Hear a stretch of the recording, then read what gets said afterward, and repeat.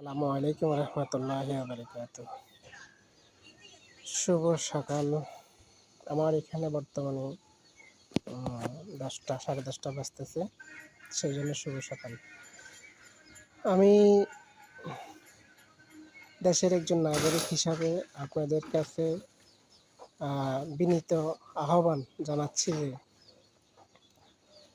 যে জাতি নিজের ভাগ্যকে নিজের পরিবর্তন চায় না, সেই জাতি এবং নিজে কখনো যে নিজে চায় না, তার চায় না, তার জন্য আল্লাহ সহায় হয় না।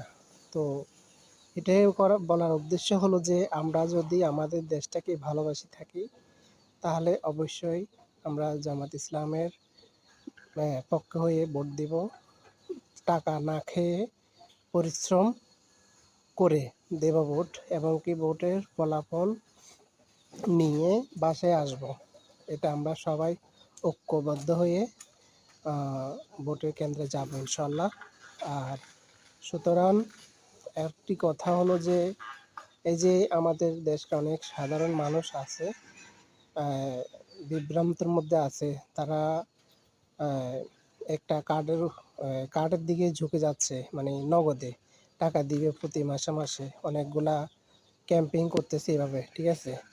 তো একটা কথা আপনারা চিন্তা করুন, যে কার্ডটা দিবে আপনারা প্রতি মাসে বসে বসে খাবেন। এই যে একটা মাসে আপনারা যান যখন টাকা আনতে কিংবা চাউল ডাউল আনতে, কী যে সিরিয়াল লাগে, কী যে পরিশ্রম হয়। আমি যখন বাড়িতে ছিলাম আমি জানি, আমি মানুষের কষ্ট দেখেছি। তো এই ধরনের কষ্ট চেয়েও আপনারা যদি ভালো একজন গভর্নমেন্ট নিয়ে আসেন, সে যদি ওমর ফারুকের মতো যদি আপনাদের বাসায় আপনাদের হক যদি এনে দিয়ে যায়, এটা ভালো? নাকি আপনারা যাইয়ে এই ঘন্টার পর ঘন্টা আপনারা সিরিয়াল ধরে এই সামান্য কিছু আনার জন্য এত কষ্ট করবেন? তো সেটা আপনাদের এখতিয়ার। এখন আপনারা কি করবেন না করবেন সেটা আপনাদের এখতিয়ার।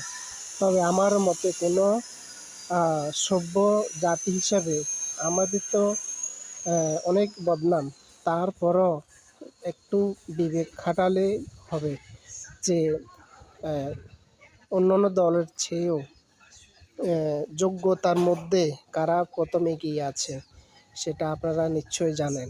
আপনারা খোঁজখবর নিয়ে দেখবেন একটা সাধারণ যেটা বলে না স্টাফ, কিংবা